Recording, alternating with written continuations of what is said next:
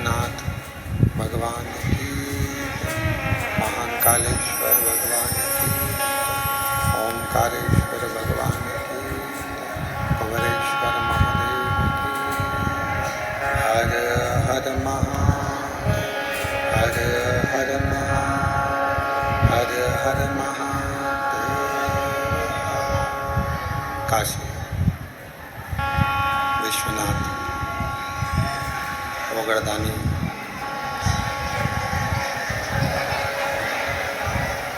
करकालदर्शी कैलाशी अविनाशी भगवान शिव, जिनकी पुनित पावन पवित्र शिव महापुराण की कथा भगवान शिव की ही कृपा से,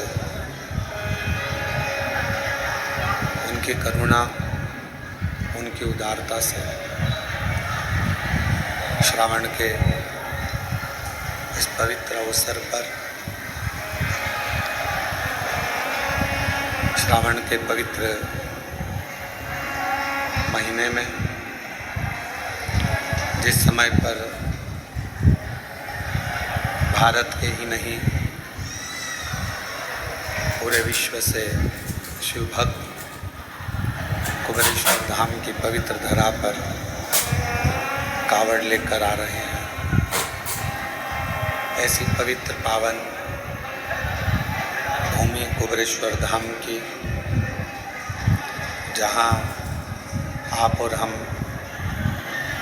भगवान देवाधिदेव महादेव की पवित्र शिव महापुराण की कथा श्रवण करने का सौभाग्य प्राप्त हुआ है।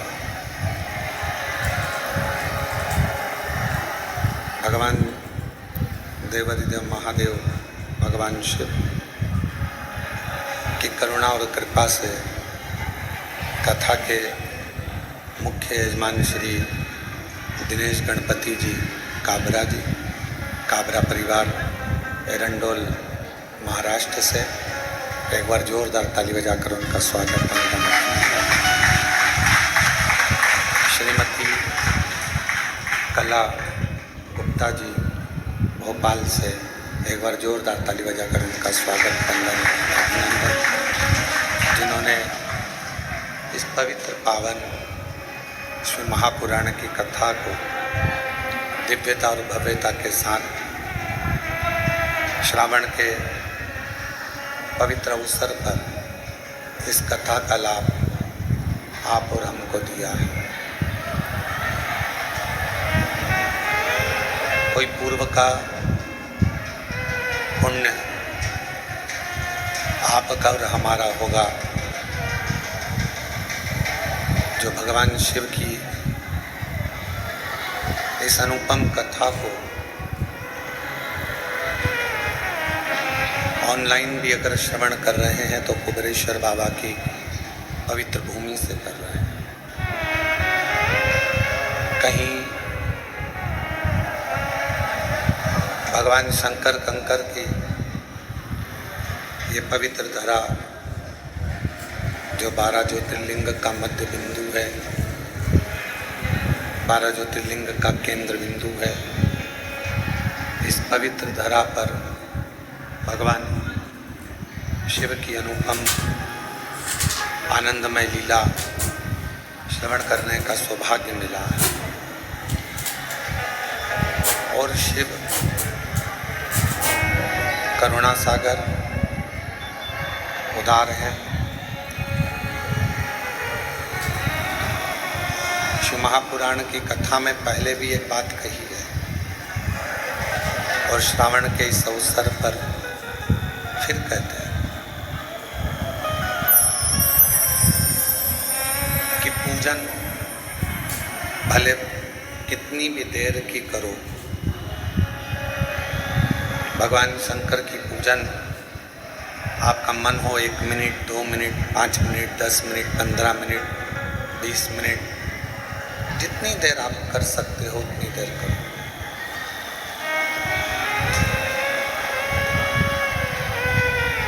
पूजन का कोई समय आपके पास में निश्चित हो कि मैं 10 मिनट भगवान शिव को दूंगी या 5 मिनट दूंगी, 15 मिनट में भगवान शंकर को दूंगी। पूजन कितनी भी देर की करो, पूजन कितनी भी देर की करो, उसका मूल नहीं, सबसे मूल है भगवान पर करा हुआ विश्वास, भगवान पर करा हुआ भरोसा, दृढ़ता। चालू करवा दो, लाइट नहीं है, जनरेटर चालू करवा दो।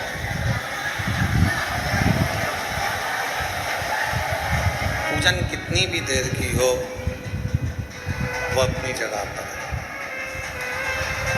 पर विश्वास, शिवजी पे भरोसा, दृढ़ता 24 घंटे, हर पल, हर घड़ी, हर क्षण होना चाहिए। क्यों? जितना जितना शिव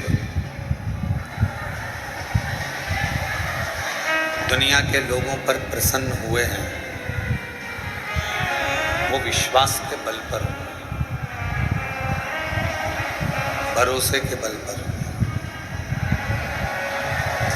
और दुनिया का सबसे कठिन काम एक ही है, किसी पर भरोसा करना।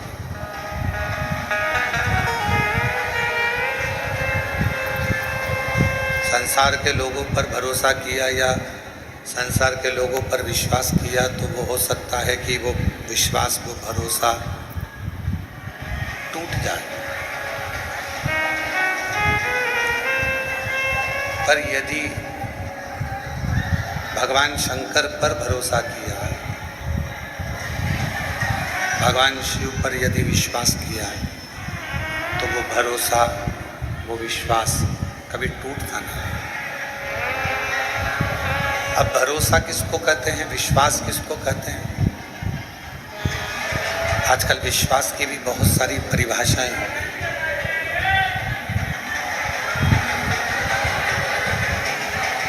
आजकल विश्वास की भी बहुत सारी परिभाषाएं हो गई। किसी के पास धन रख देना और उस पर पूर्ण भरोसा कर लेना, क्या यह विश्वास है? किसी के पास अपनी प्रॉपर्टी रख देना और ये सोच लेना कि ये इस प्रॉपर्टी को मुझे वापस दे देगा, ये विश्वास है। विश्वास अर्थात शिव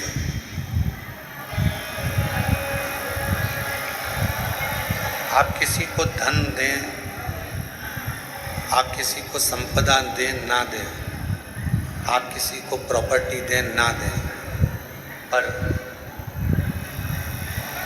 जिसको अपना मानते हो, जिसको अपना मानते हो उसको,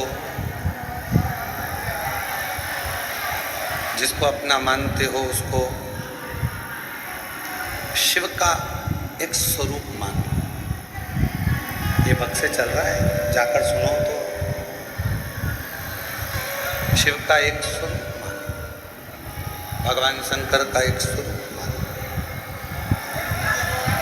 एक भरोसा, एक विश्वास, और वो विश्वास हो शिव के प्रति। क्यों? शिव महापुराण की कथा कहती है कि हो सकता है कि परिवार वाले, नातेदार, रिश्तेदार, कुटुंब, कबीला, ये सब हमारा साथ छोड़ दें, पर अंतिम बिंदु तक भी मेरा देव अधिदेव महादेव आपका साथ कभी नहीं छोड़ता। वो हमेशा आपका हाथ पकड़ कर चलता है।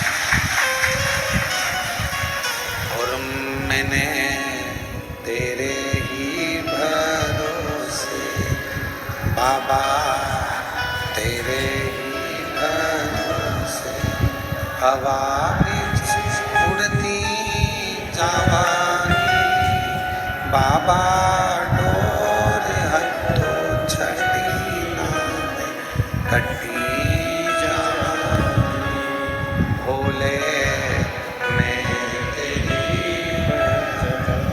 शंभू में तेरी हवा बीच उड़ती जवानी बाबा डोर हथो छड़ी नाम कटी जवानी भोले में तेरी एक विश्वास की दृढ़ता में मेरे शिव की प्राप्ति। कितना सुंदर लिंग पुराण में कहा गया कि हम जब एक चावल का दाना भी यदि भगवान शंकर जी को चढ़ा रहे हैं, मात्र एक चावल का दाना यदि हम शिव जी को समर्पित कर रहे हैं,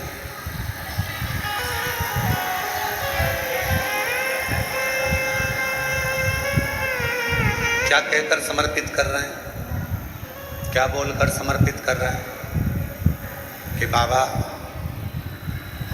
हमारा कुछ भी नहीं,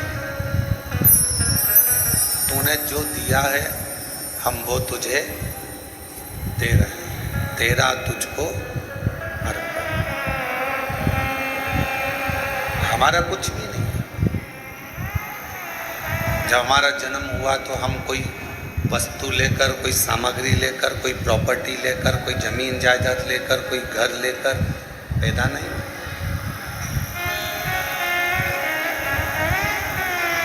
आपको और हमको तो ये भी नहीं मालूम था कि हम किसके घर में जन्मेंगे। आपको और हमको तो ये भी नहीं मालूम था कि हमारा नाम क्या होगा, घर कहाँ होगा, मोहल्ला कौन सा होगा, शहर कौन सा होगा, जिला कौन सा होगा, प्रदेश कौन सा होगा। आपको और हमको किसी को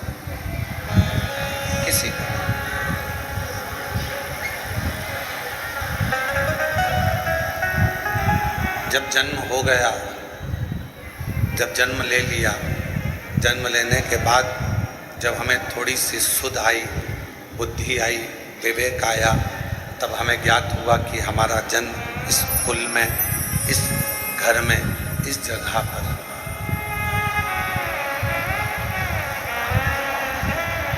एक फूल को नहीं मालूम होता कि वो सुबह टूटेगा, अर्थी पर जाएगा कि मंदिर में जाएगा। एक फूल को नहीं मालूम कि वो टूटने के बाद किसी के जूड़े में, गजरे में लगेगा, या वो फूल टूटने के बाद किसी की श्रद्धांजलि में जाएगा।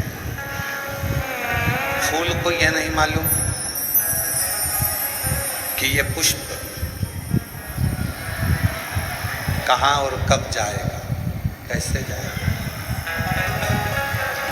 जैसे पुष्प को नहीं मालूम होता कि वो कहाँ कब किस जगह पर जाएगा, वैसे ही संसार में जन्म लेने वाले एक मानव को नहीं मालूम होता कि वो कहाँ कब और कैसे जाएगा। पर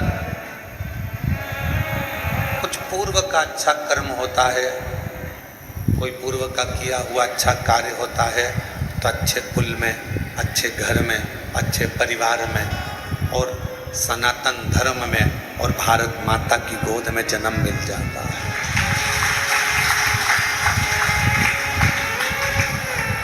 कोई पिछले जन्म के अच्छे कर्म मुझे बाबा तेरा, कोई पिछले जन्म के अच्छे कर्म मुझे बाबा तेरा, जहाँ सारी दुनिया झुकती है, जहाँ सारी दुनिया झुकती है, मुझे वो आली दरबार मिला, दरबार मिला। कोई पिछले जन्म के अच्छे कर्म मुझे बाबा तेरा कोई पिछले जन्म के अच्छे कर्म मुझे बाबा, कोई पूर्व का जन्म अच्छा होगा, कोई पूर्व का किया हुआ कार्य अच्छा होगा, जो मानव का शरीर पूरा मिल गया। भगवान ने कोई हाथ पैर आँख नाक मुख कान में कोई कमी ना छोड़ी। श्रवण शक्ति भी पूर्ण दी, नासिका भी पूर्ण दी, नेत्र भी पूर्ण दी है, वाणी भी पूर्ण दी, कोई कमी ना रखी। और पूर्व का कोई अच्छा कर्म होगा, जो आज सावन के महीने में कावड़ लेकर कुबेरेश्वर बाबा के धाम में आकर विराजमान।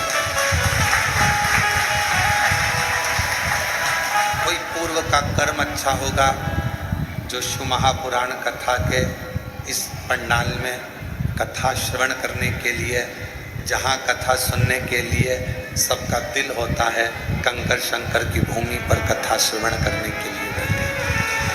और मैं एरंडोल वाले काबरा जी को और गुप्ता परिवार को धन्यवाद देता हूँ। कोई पूर्व का पुण्य होगा जो जजमान पद आपको श्रावण के महीने में, इस श्रावण के अवसर पर आप लोग पहुँचे।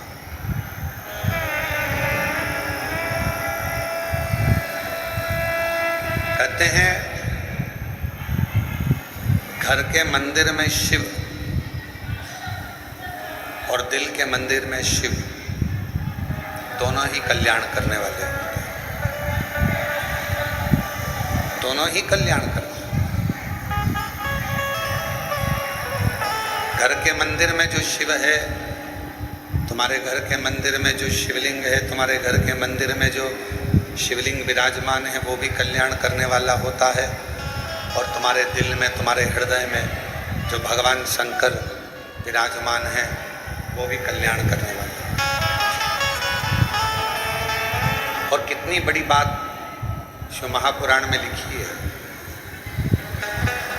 कि जिस घर के अंदर शिवलिंग नहीं हो,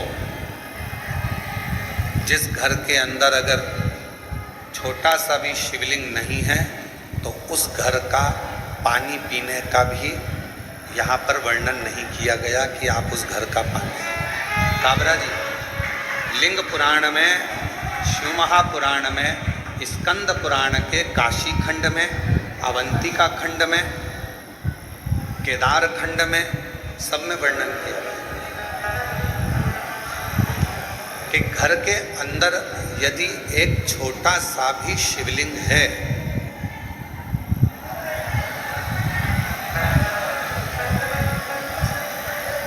घर के अंदर यदि एक छोटा सा भी शिवलिंग है, छोटा सा, और वो घर फिर किसी का भी हो, अगर छोटा सा शिवलिंग घर के अंदर है, फिर वो घर किसी का भी हो, उस घर का जल स्वयं गंगा के जल के बराबर।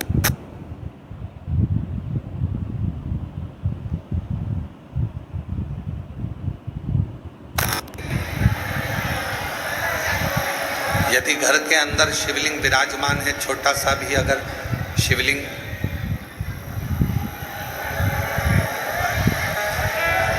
बाहर आवाज नहीं जा रही है, उस आवाज की व्यवस्था करें। घर के अंदर यदि छोटा सा भी शिवलिंग है, और वो शिवलिंग आपके घर के अंदर है, और आप अगर पूजन कर रहे हैं तो ठीक, पूजन नहीं कर रहे हैं तो ठीक, और घर के अंदर वो शिवलिंग अगर रखा भी है, तो कहते हैं उस शिवलिंग के सामने से केवल प्रणाम कर कर, नमन कर कर यदि आप निकल कर चले जाते हो, तो भी जिंदगी में कहीं अड़चन नहीं आती और काम सफल होता चलेगा, कार्य सफल होता चलेगा। और शंभु शरणे मानो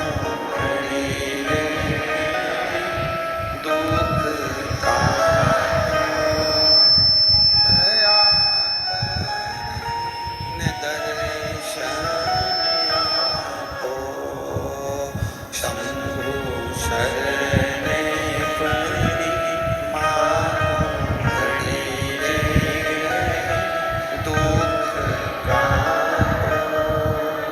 दया करी दर्शन ओ शंभु शरणे पड़ी मानो घड़ी रे दुख का दया करी दर्शन।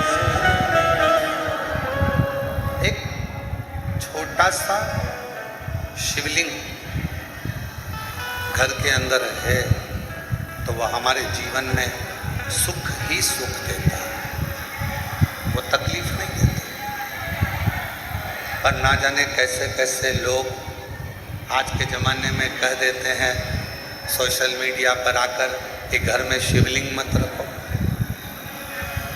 और हम आपसे ये भी नहीं कह रहे कि आप हमारा कहना मानो, हम तो आपसे इतना कह रहे हैं कि गीता प्रेस गोरखपुर की स्कंद पुराण लेकर आओ, गीता प्रेस गोरखपुर की लिंग पुराण लेकर आओ, गीता प्रेस गोरखपुर की शिवमहा पुराण लेकर आओ, नर्मदा पुराण लेकर आओ, आप उसका अध्ययन करो।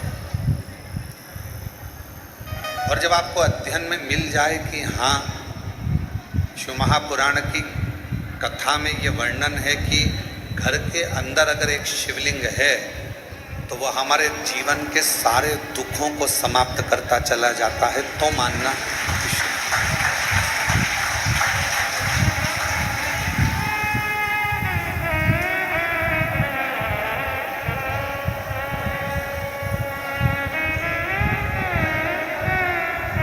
एक एक पुराण के एक एक शब्द का अध्ययन करो, पढ़ो, और नहीं पढ़ सकते तो फिर गुरु की वाणी पर भरोसा करो। अगर आप शिव पुराण को, लिंग पुराण को, नर्मदा पुराण को, स्कंद पुराण को नहीं पढ़ सकते तो फिर आप गुरु की वाणी पर विश्वास करो, गुरु की वाणी पर भरोसा करो। महाराज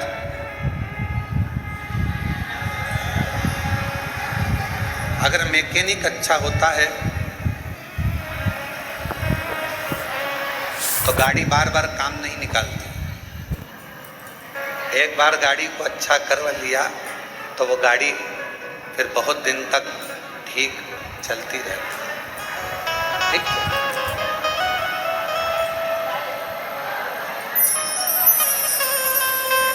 यदि मैकेनिक अच्छा है और मैकेनिक अगर ठीक है, गाड़ी अगर एक बार उसने सुधार दी है तो वो गाड़ी फिर काम नहीं निकाले, फिर वो गाड़ी काम बार बार नहीं निकाल सकती।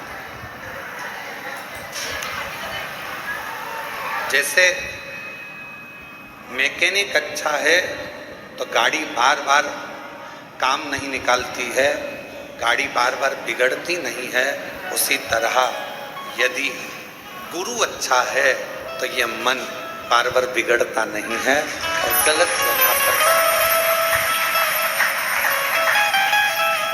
एक मैकेनिक की तरह एक गुरु होता है।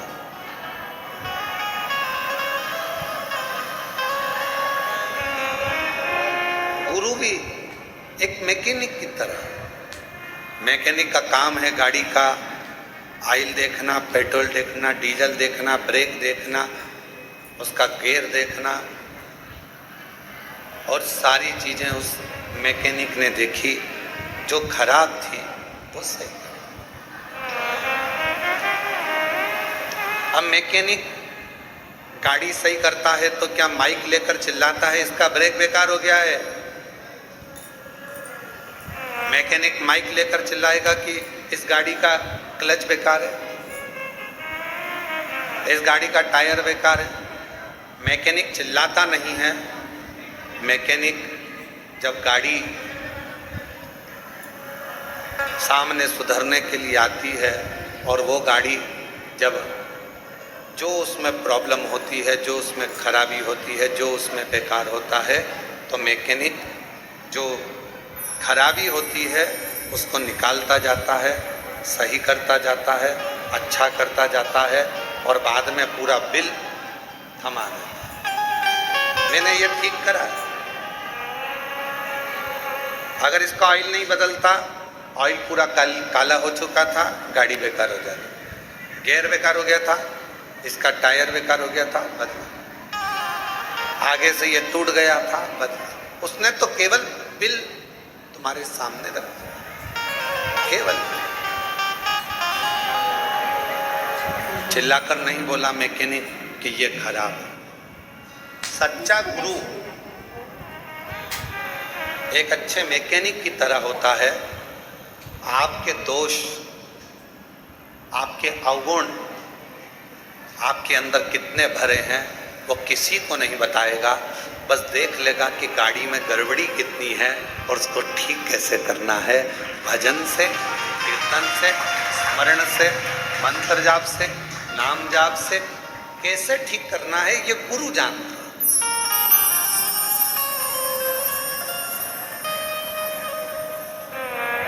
और किसी ने बहुत अच्छा कहा, नहाए धोए हरि मिले,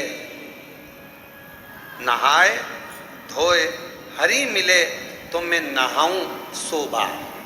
अगर केवल नहाने से भगवान मिलता तो मैं 100 बार नहाता रहता। अगर केवल नहाने से भगवान मिलता तो मछली दिन भर पानी में ही रहती है, उसको भगवान मिलता है, मगर को मिलता। नहाए धोए हरि मिले तो मैं नहाऊं 100 बार। हरि तो मिले निर्मल मन से, प्यारे मन का मेल बाहर निकाल परमात्मा। अब कोई कहे कि तुम नहा कर आ रहे हैं, तुम्हें इनको छूना नहीं, ये नहा कर आए हैं, इनका स्पर्श मत करना। भगवान कहते हैं, कितना सुंदर शिव महापुराण के अंदर लिखा है, जरा शास्त्र का अध्ययन करिएगा। घर में अगर बुजुर्ग माँ बाप हैं, बूढ़े माता पिता हैं, घर में छोटा सा बच्चा गोदी में है, माँ बाप ने अगर गंदगी कर दी है और घर के बहुओं ने, बच्चों ने उसकी गंदगी को साफ कर दिया, मंदिर जा रहे थे, गंदगी साफ कर कर भी मंदिर गए ना, तो भी भगवान ये नहीं कहेगा कि तू गंदा आया है। घर के बुजुर्ग बीमार हैं, गंदगी कर दिए हैं, उनका शरीर बेकार हो गया है, उस शरीर को आप हाथ लगा रहे हो, गंदगी साफ कर रहे हो, पूरा घर साफ कर रहे हो और उसके बाद भी भगवान के मंदिर जा रहे हो, भगवान कभी नहीं कहेगा कि तू गंदा है। एक छोटा सा बच्चा माँ की गोद में है, वो बच्चे ने माँ की गोद में गंदगी कर दी, माँ ने उसके बार बार कपड़े बदल दिए, धो दिए, और माँ उसके बाद भी भगवान को जल चढ़ाने जा रही है, तो भगवान कभी नहीं कहेगा कि तुम गंदे हो, भगवान तुम्हारे जल को स्वीकार करेगा। घर के बुजुर्ग माँ बाप, घर के बुजुर्ग सास ससुर, घर के बुजुर्ग, तुम्हारे घर में रहने वाला कोई बूढ़ा है, व्यक्ति है, दादा दादी हैं, बुजुर्ग हैं, उनकी सेवा कर रहे हो, तुम मंदिर जा रहे हो और तुमने तो शिव महापुराण की कथा कथी है, सबसे पहले बाबा को जल चढ़ाने से पहले अगर कोई घर का बुजुर्ग पलंग पर पड़ा है, बीमार है और उसने गंदगी भी कर दी है ना, तो पहले साफ करो, फिर बाबा का नाम लेकर बड़े प्रेम से बाबा को जल चढ़ाने जाओ, बाबा तो भी स्वीकार करो। माँ बाप से बड़ी दुनिया में कोई पूजन नहीं। किसने कहा कि माता पिता से बड़ी कोई पूजा नहीं? श्री गणेश जी महाराज ने। पृथ्वी की परिक्रमा करने की बात आई तो श्री गणेश जी महाराज ने अपने माता पिता की परिक्रमा। किसने कहा कि माता पिता से बड़ा कोई जीवन में अतिथि नहीं होता? भगवान श्री षडानंद कार्तिकेय जी ने। श्री शैलम पर कार्तिकेय जी रुष्ट होकर चले गए, मल्लिकार्जुन में जाकर बैठ गए श्री शैलम पर, भगवान शिव और पार्वती उनके अतिथि बनकर चले गए। कौन कहता है कि पहले देव पूजन करो फिर माता पिता की पूजन करो? नहीं। सुंदर शिव महापुराण के अंतर्गत अशोक सुंदरी का संवाद हम जितनी बार सुनते हैं उतनी बार कम पड़ता है। अशोक सुंदरी सबसे पहले अपने माता पिता, अपने सास ससुर की सेवा में लीन रहती थी। इसके बाद में अन्य कार्य में, अन्य सेवा में, अन्य भजन में जाना। क्यों गुरुजी?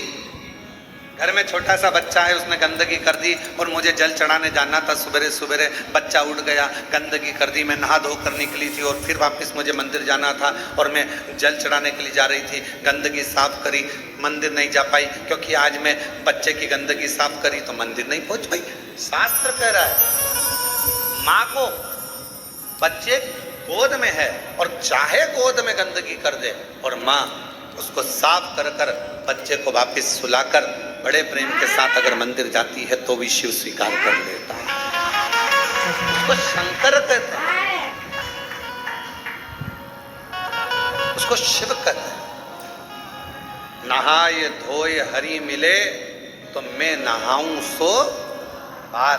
अगर केवल नहाने से भगवान मिलता तो दुनिया में कई लोग ऐसे होंगे जो एक साथ नीचे बैठ जाएंगे, इनसे कहेंगे लाओ एक घड़ा पानी डालो, एक घड़ा पानी डालो, एक घड़ा पानी डालो, एक घड़ा पानी डालो और 100-200 बार नहा लेंगे और मालूम पड़े हरि मिले।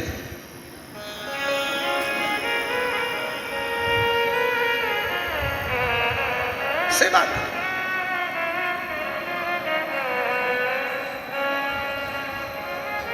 आप सब कुबरेश्वर धाम पर आए हो, कंकर शंकर की भूमि से ऑनलाइन शिव महापुराण की कथा श्रवण कर रहे हो। इस पवित्र धाम पर आने के बाद भोजन व्यवस्था हो, चिकित्सा व्यवस्था हो, एम्बुलेंस की व्यवस्था हो या अन्य जितनी व्यवस्थाएं रहती हैं, सारी व्यवस्थाओं का ध्यान रखा जाता है जिससे किसी को तकलीफ।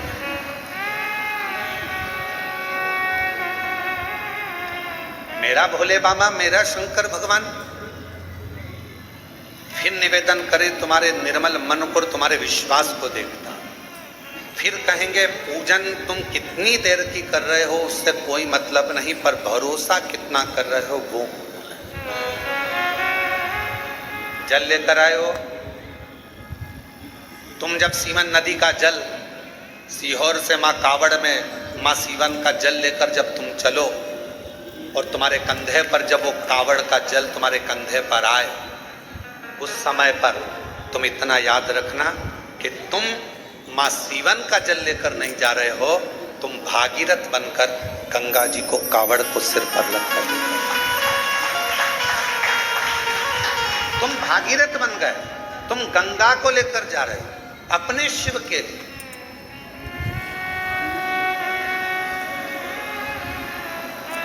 कोई तुमसे कहे जल कहाँ से भरा, कहा सीहोर से।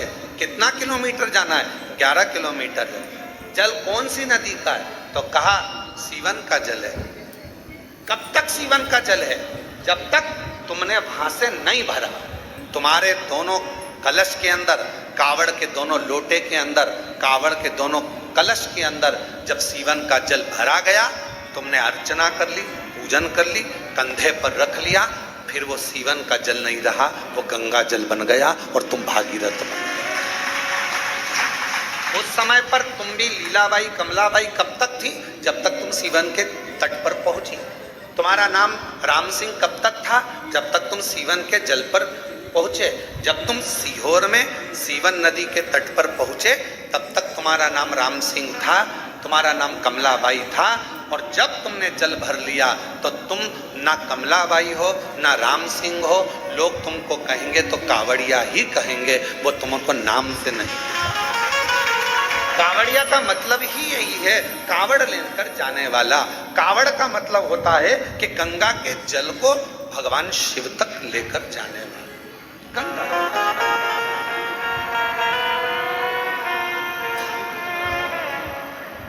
वो सीवन का जल, माँ सीवन नदी का जल, सीहोर का जल कब तक जल है? जब तक वो सीवन के तट पर है। तुमने कलश में भरा, तुमने कंधे पर उठाया, बाबा का नाम लिया, कंधे पर लेकर चले, कंधे पर रखते ही वो जल गंगा का जल हो गया और तुम ना कमलेश, ना विमला, ना राम सिंह, ना ढोलू सिंह, कुछ नहीं। तुम तो केवल कावड़िया भागीरथ हो गए और भगवान शिव के दरवाजे पर जा। अब यहां किसी का नाम नहीं।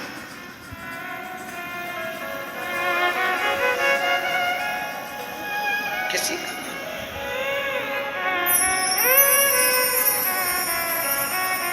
क्या देखेगा वो? क्या देखेगा महाराज? जब आप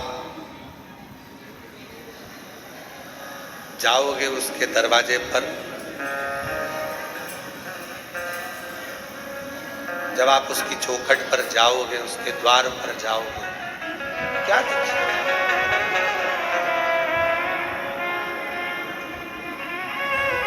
अगर वो देखेगा, अच्छा बोलिए, ईमानदारी से बोलना, जितने लोग आस्था चैनल पर कथा सुन रहे हैं, जितने फेसबुक यूट्यूब पर कथा सुन रहे हैं,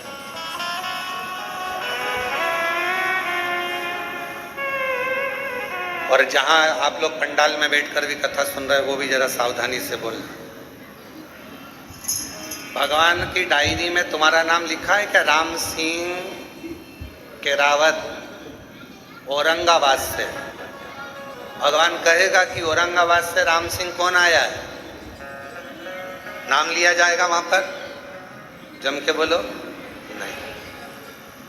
वहां नगर पालिका की डायरी में तुम्हारा नाम होगा, आधार कार्ड की डायरी में तुम्हारा नाम होगा, यहाँ पृथ्वी पर तुम्हारा नाम होगा।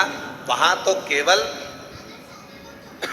डायरी खुलेगी और उस डायरी में केवल जो जीव आत्मा भेजी गई है, उस जीव आत्मा, जैसे हर मोबाइल में एक छोटा सा कोड, एक छोटा सा कुछ डला होता है जिससे मालूम पड़ जाता है कि मोबाइल कहां पर। तुम कोई सी भी सिम फंसा,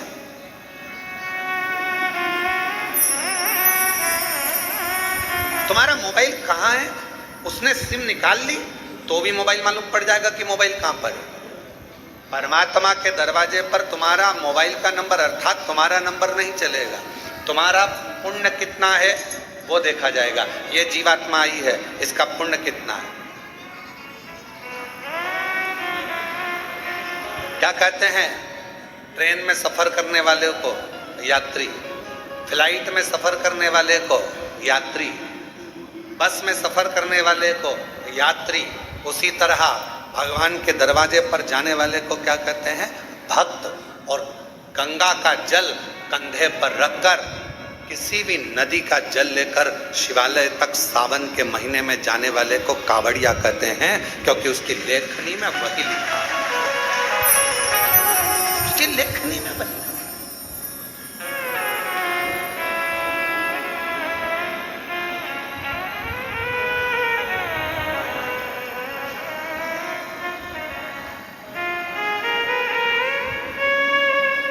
अभी किसी का एक छोटा सा वीडियो आशीष जी ने हमको दिखाया, उसमें उन्होंने, किसी ने बयान दिया कि कावड़ उठाने वाले तो जो ऐसे लोग होते हैं, हमने किसी पैसे वालों को कावड़ उठाते नहीं देखा, उसको गरीब लोग कावड़ उठाते हैं।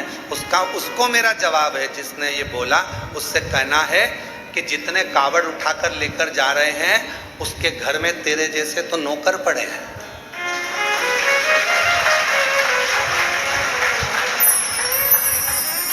कावड़ उठाने के लिए दम चाहिए, कावड़ उठाने के लिए मन चाहिए, और कावड़ उठाने के लिए वैभव। यहाँ जितने आए हैं सबने अपने अपने घर से आने में 100, 200, 500 रुपये खर्च करे होंगे, तब जाकर कुबेरेश्वर धाम पहुँचा। काबरा जी, बिना पैसा खर्च करे कोई कुबेरेश्वर धाम नहीं पहुँच सकता, बिना खर्च करे हुए कोई उज्जैनी नहीं पहुँच सकता, बिना खर्च करे हुए कोई विश्वनाथ नहीं पहुँच सकता। केवल अपने ऊंचे ऊंचे सिंहासन पर बैठकर मुंह चला देना, अपनी राजनीति का मुद्दा बना लेना और कह देना कि कावड़ उठाने वाले ऐसे, कावड़ उठाने वाले वैसे। सनातन धर्म पर उंगली उठाना सरल है, कभी पत्थर फेंकने वालों पर भी उंगली उठाया करो, तब समझ में आएगा कि आनंद का किसे कहें। किसको कहा? लंकापति रावण सोने की लंका का राजा था, कोई गरीबड़ा नहीं था जिसके दरवाजे पर स्वयं भगवान को भी रूप बदलकर राम जी का रूप धर कर जाना पड़ा था रावण के सामने। कितना विद्वान होगा जिसके दरवाजे पर 33 कोटि देवता सामने खड़े होते थे, सारी अप्सराएं, गंधर्व, किन्नर, नाग, पशु, पक्षी जिसके द्वार पर रहते थे। सोने की लंका का अधिपति था। और कोई पूछे रावण से, उसके पिताजी से पूछे, विशर्वा बाबा से पूछे कि ये सोने की लंका उनको कैसे मिल गई, कौन ने दी, तो विशर्वा बाबा भी कह देंगे कि ये सोने की लंका देने वाले तो मेरे शंकर भगवान है। लंकापति रावण से पूछे कि सोने का नगर किसने दिया, तो वो भी कह देंगे कि देने वाले शंकर भगवान है। किसी से पूछा जाए, भगवान राम जी से पूछा जाए कि लंका का राज्य तुम्हें कैसे मिल गया, रावण का तुमने संहार कैसे कर दिया, तो कहा शंकर भगवान की कृपा से। भगवान कृष्ण से कोई पूछे कि द्वारका का राज्य कैसे मिल गया, द्वारका के अधिपति कैसे बन गए, तुम्हारे यहाँ संतान की प्राप्ति इतनी हुई कैसे हो गई, तो कहा शिव की कृपा से।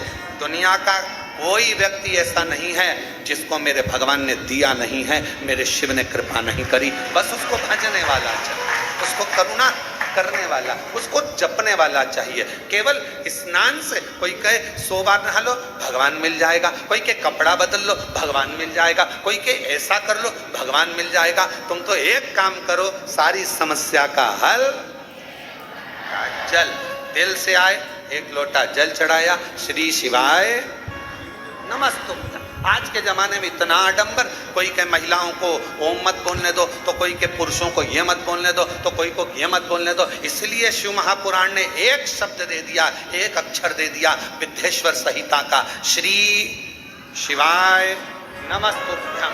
अब इस शब्द में कोई लफड़ा नहीं, कोई लड़ाई नहीं, कोई विवाद नहीं, कोई नहीं कहेगा तुमसे कि इसमें ओम लगाओ, कि ये मत लगाओ, कि वो मत लगाओ। आज के जमाने में लोगों ने, अरे माँ जगतजननी जगदम्बा अम्बा पार्वती पंचाक्षर मंत्र का जाप करती हैं, नमः शिवाय, ओम नमः शिवाय, नमः शिवाय, ओम नमः। पहले भी कथा में कहा, पुरुष ओम अक्षर के नाद से प्रारंभ करेगा और स्त्रियां श्री शिवाय नमस्ते। सहज सरल आडंबर से रहित शंकर को बारंबार प्रणाम। पंचाक्षर मंत्र का मतलब भी क्या होता है, नमः शिवाय का मतलब शिव जी को प्रणाम करता हूँ, ओम नमः शिवाय का मतलब शंकर भगवान को, ब्रह्मांड के रचयिता को प्रणाम करता हूँ, और श्री शिवाय नमस्तुभ्यं का मतलब है शंकर भगवान को प्रणाम करता हूँ। शिव को प्रणाम करना है, भाव शुद्ध हो, मन शुद्ध हो, हृदय निर्मल हो। फिर वही बात आ गई, नहाए धोए हरि मिले तो मैं नहाऊं, जम के बोलो, मैं नहाऊं सो बात, हरि तो मिले निर्मल मन से प्यारे, मन का मेल बाहर निकाल, मन के मेल को निकाल दे तो भगवान को मिलने में देरी नहीं होगी, शिव तेरे सामने खड़ा होगा। शिव को क्या चाहिए, कोई दिखा। और कितना कृपालु शंकर भगवान, मेरे भगवान शंकर ने कोई धन वैभव संपदा की वस्तु कभी तुमसे नहीं मांगी महाराज। जितने भी शिव भक्त शिव महापुराण की कथा को सुन रहे हैं, बड़े सावधानी से सुनना कि मेरे शंकर भगवान ने तुमसे कभी करोड़ों का धन नहीं मांगा। शंकर भगवान ने कहा, जो फूल किसी देवता पे नहीं चढ़े तुम मुझे चढ़ा दो। देवों में देव महादेव, घर के बुजुर्ग, घर के बड़े, घर के व्रत, घर के भयो, घर के भयो शिव। आ जान दो, इधर निकाल के बिठा दो, बिठा के दो। घर के भयो, घर के व्रत, घर के बुजुर्ग शिव शिव है। हाँ वहीं आगे बिठा दो उधर। घर के भयो हैं, घर के वृद्ध हैं शिव शंकर, औघड़ नानी शंभु।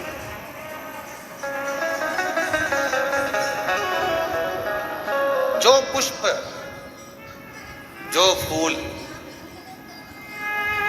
कोई देवता स्वीकार ना करे वो मुझे दे दीजिए। और कितनी सुंदर बात कही, सबको अंबर पीतांबर वैभव चाहिए। शिव जी कहते हैं कोई देवता ऐसा नहीं होगा जिसको शमशान की राख चाहिए। एक काम करो, वो राख किसी काम की नहीं है, मुझे चाहिए।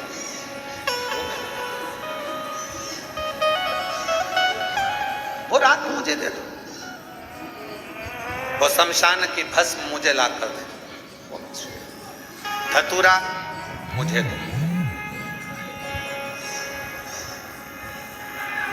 एक मंदार का फूल, एक शमी का पत्र, जो मंदार आंकड़ा यहाँ वहाँ मंदार लगा रहता है, कौन सा देवता जिसके ऊपर चढ़ता? कोई देवता नहीं। मंदार में जहर जैसा भाव, विष का तत्व होता, कौन देवता स्वीकार करेगा? तो कहा मंदार मुझे दे दो। शमी का वृक्ष, जिस शमी के पत्तियों को शिव लेते हैं, उस शमी के डाली पर पक्षी भी नहीं बैठता, क्योंकि कांटे सबसे ज्यादा संख्या में शमी के वृक्ष, उसको नहीं लेता। देवता भी नहीं स्वीकार, कोई देवता नहीं लेगा। कांटे का है, कांटे का है, कांटे का है, कौन लेगा? पक्षी नहीं बैठता, कांटे लगे हैं।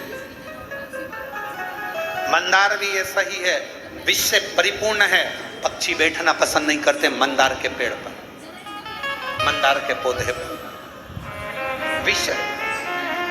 अगर मंदार का फूल आप शंकर जी को चढ़ा रहे हो, फूल तोड़ते समय तुम्हारी आंखें नीचे होना चाहिए, क्योंकि मंदार का टूटने पर अगर उसका दूध हमारी आंखों में चले जाता है तो आंखें खराब हो जाती हैं।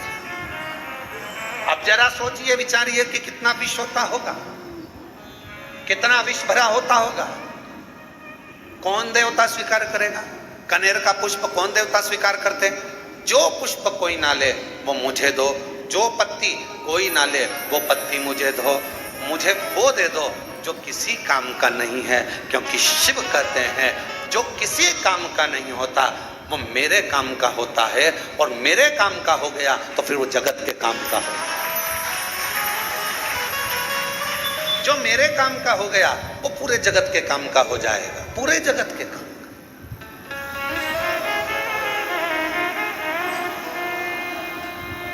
काबरा जी, अभी गुप्ता जी भी बैठे हैं, ध्यान दें, काशी में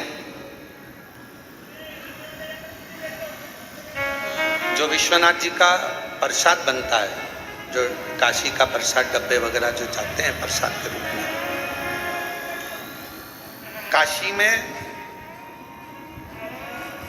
जितनी बेलपत्र चढ़ती है, जितनी बेलपत्र, उस बेलपत्र को पीसकर सुखाकर उस बेलपत्र का ही प्रसाद वितरण किया जाए। अभी काशी में एक नई बात आनंद की होगी, और पूरे काशी वासियों को मैं उसके लिए धन्यवाद देता हूं कि बेलपत्र का सदुपयोग प्रारंभ आपने करवाया। और मैं सबको बताना चाहूँगा, हमारी उज्जैनी में अवंतिकापुरी में जो पुष्प अवंतिका नाथ को, मेरे महाकाल बाबा को चढ़ते हैं, जो बेलपत्र मेरे महाकाल बाबा को चढ़ती है, वो सारी बेलपत्र पुष्प जाते हैं और उससे गुलाल, उससे अगरबत्ती, धूप बत्ती और अन्य सामग्रियां, हवन सामग्रियां ऐसी निर्मित होती है जो संपूर्ण जगत का कल्याण कर रही है। संपूर्ण जगत।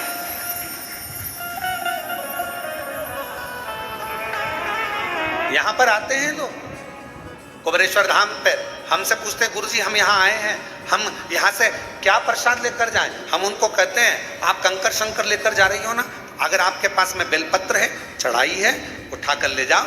किसी ने बेलपत्र पूजन कर कर चढ़ाई है, तुम्हें रोड पर, यहाँ पूरे ग्राउंड में कहीं बेलपत्र अगर पड़ी हुई मिल रही है, उसको उठा लो। अगर यहाँ 2 दिन ठहरे हो, सुखा लो, नहीं सुखा सकते संभाल के रख लो।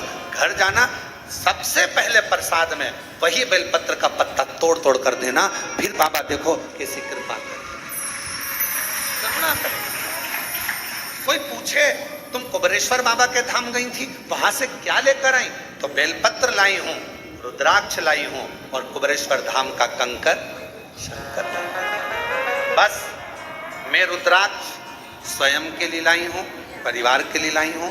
मैं ये कंकर शंकर खुद के लिए लाई हूं, परिवार के लिए लाई हूं। और बेलपत्र का पत्ता, ये बेलपत्र सब पूजन कर रहे थे, जमीन पर छोड़ रहे थे, मैंने उसमें से प्रसाद के रूप में मांग लिया, क्योंकि कंकर शंकर तो सब एक हैं। आपने विनय कर कर उनसे बेलपत्र मांग ली, देना बाबा घर के लिए प्रसाद के रूप में। मैं ये बेलपत्र लेकर आया, बेलपत्र दे दी थोड़ी थोड़ी। और विश्वास कहता है उस बेलपत्र का आनंद आपके जीवन में वो सुख लाता है कि आनंदित जीवन अपने आप प्रारंभ हो जाता है। आनंद।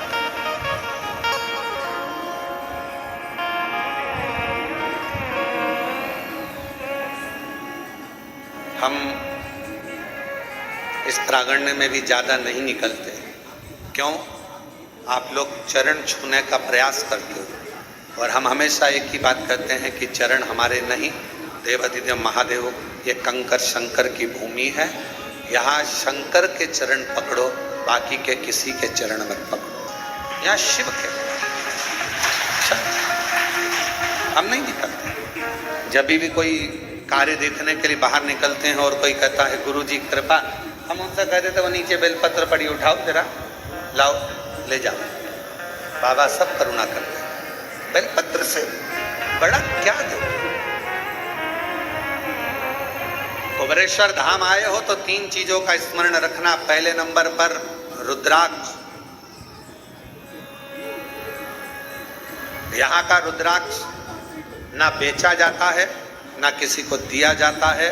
यहाँ का रुद्राक्ष तो झोली पसार कर, हाथ फैलाकर बाबा के दरवाजे से मांग कर लेकर जाओ, कहकर जाओ बहुत तकलीफ में हूँ, मुझे विश्वास है तू मेरी झोली भर देगा, मैं वापिस आऊँगी, मैं तुझे लेकर जा रही हूँ। बहुत बीमार है घर में, उसके लिए तू चल, उसकी रोग, उसका दुख मिटा देना। कुबेरेश्वर बाबा तेरे भरोसे पर आई हूँ। मैं नहीं जानती कि मैंने कुछ पुण्य करा कि नहीं करा, पर एक पुण्य जरूर करा कि आज तेरे धाम से मैं तुझे अपने घर तक लेकर जा रही हूँ। आए हो यहाँ का रुद्राक्ष, कंकर शंकर पूजन करी, 4 कंकर छोड़कर 1 कंकर लेकर चले गए। बाबा तू मेरे साथ चल, जिस दिन कार्य पूर्ण हो वापिस लेकर आ जाऊंगी। एक पत्र आया,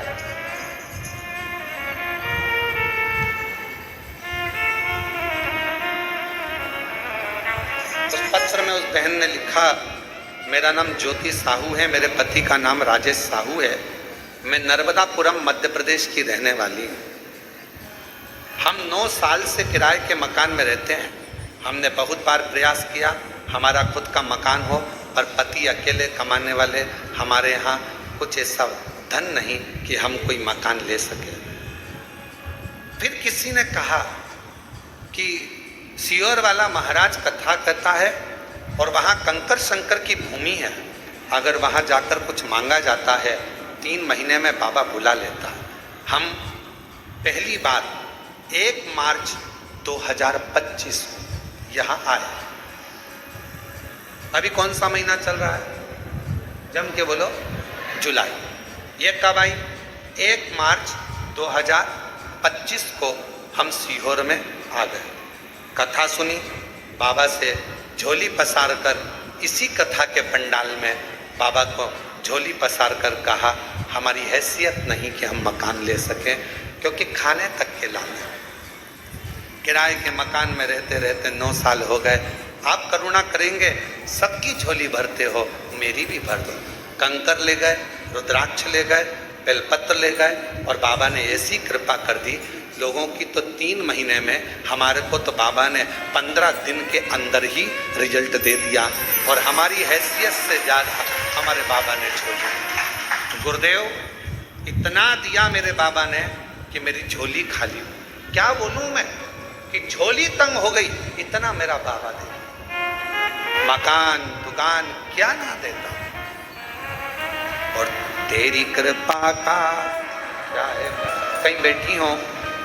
मेरा नाम ज्योति साहू है, मेरे पति का नाम राजेश साहू, नर्मदापुरम मध्य प्रदेश की रहने वाली है। तेरी कृपा का क्या है भरोसा, कब किस पर हो जाए जरा पर कर दो जरा हम पर कर दो, जिस पर भी हो गई तेरी करना कृपा। जिनका पत्र है वो पीछे से आना, जिनका भी पत्र है आगे से कोई नहीं आएगा, जिनके भी पत्र पढ़ेंगे वो पीछे से आए, पीछे वाले रास्ते से। शिव शिव है, शंकर शंकर है। कंकर शंकर की भूमि कुबरेश्वर धाम पर आ रहे हो, सेवा करो। झाड़ू मिल जाए झाड़ू निकालो, झाड़ू ना हो कोई सामान पड़ा हो उस जूट से थोड़ा सा मार्ग सुलभ करो। कंकर शंकर एक जगह रखे हैं, उनको उठाकर दूसरी जगह रख दो, सफाई करो, साफ रखो। रुद्राक्ष खूब प्रेम से मांगो बाबा के दरबार से।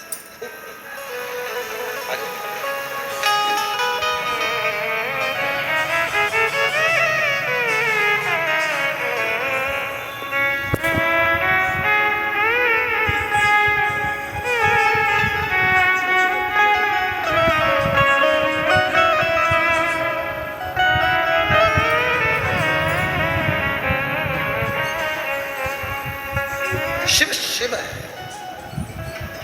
कंकर शंकर की धरा पर आए हो। कथा में आए हो, अगर कथा सुनने में आपका मन है, चित्त है, कावड़ चढ़ाने आए थे, 2 मिनट की कथा मिल गई है, प्रेम से एक जगह पर बैठकर, ये मत देखो कि हॉल में जगह नहीं, बाहर ये तो कंकर शंकर की भूमि है, जहां बैठोगे दिल से सुनोगे, बस हृदय से बैठकर बाबा से अपने मन का भाव करो। एक रुद्राक्ष,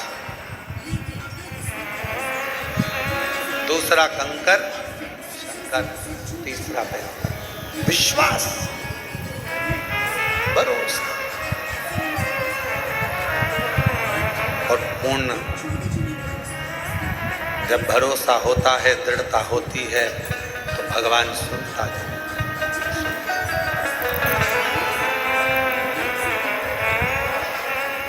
आप किसके आश्रित होकर आ रहे हो?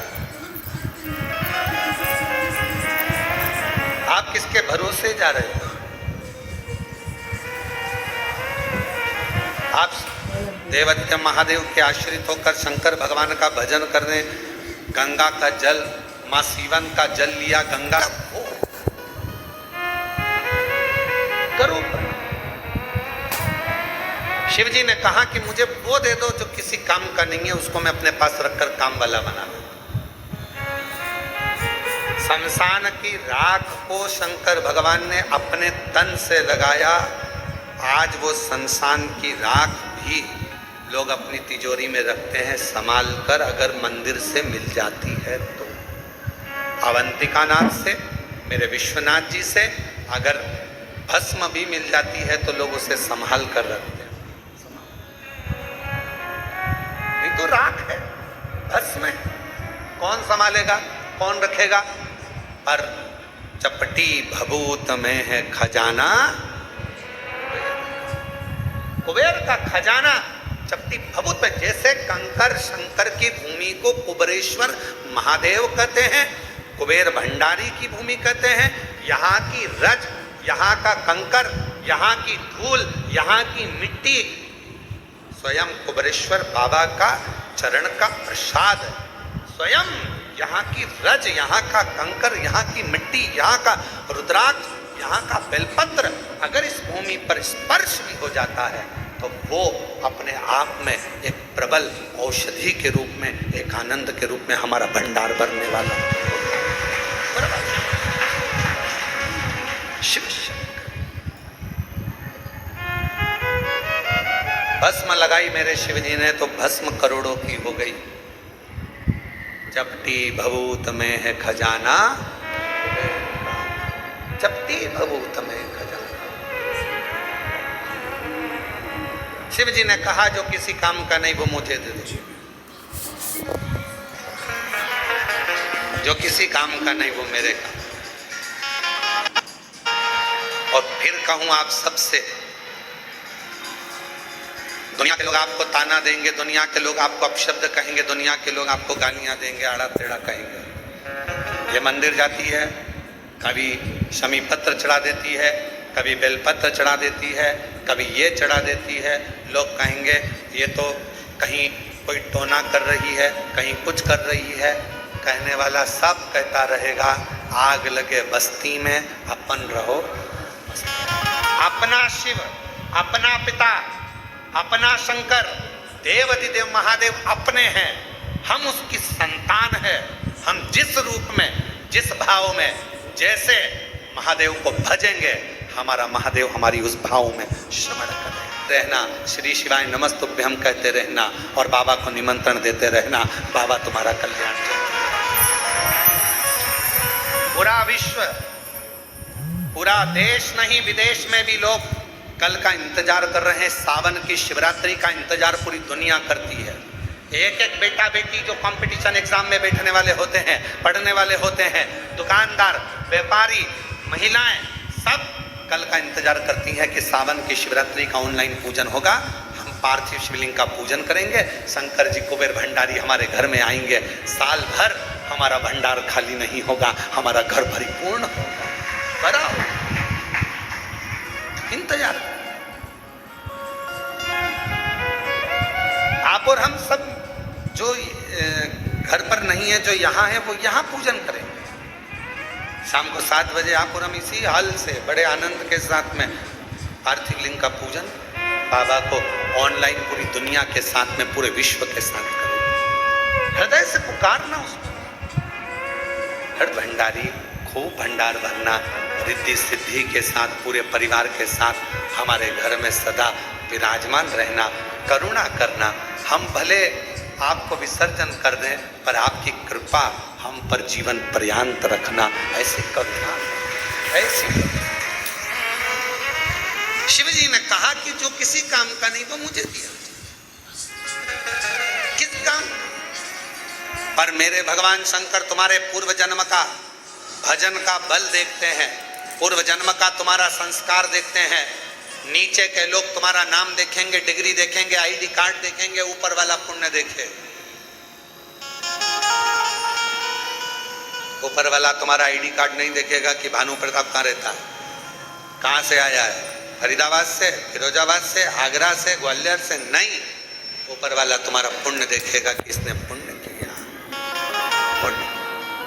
और कितना सुंदर शिव महापुराण में तो एक शमी पत्र, बेलपत्र, मंदार, धतूरा, इन सब की बड़ी महत्वता होती है, बड़ी।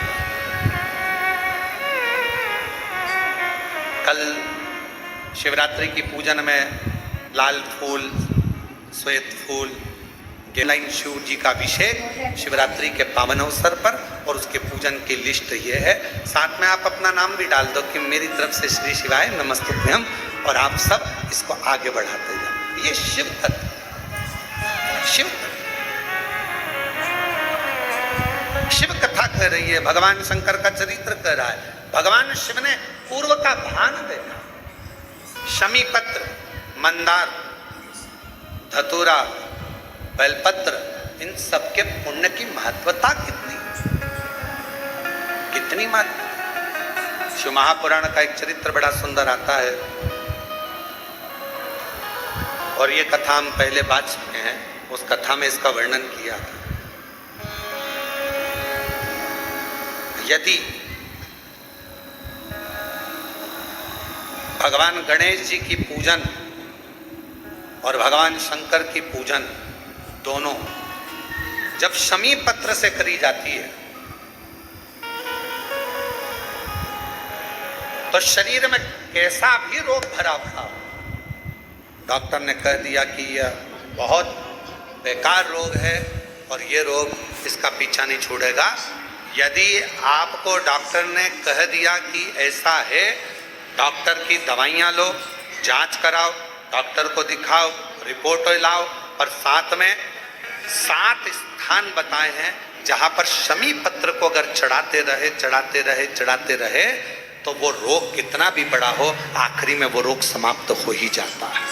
7 स्थान बताए शमी पत्र। अब शमी पत्र के 7 स्थान तो बताएं, पर शमी पत्र की इतनी महत्वता क्यों है, मंदार की इतनी महत्वता क्यों है, गणेश जी की पूजन में, शिव जी की पूजन में इतनी महत्वता क्यों है?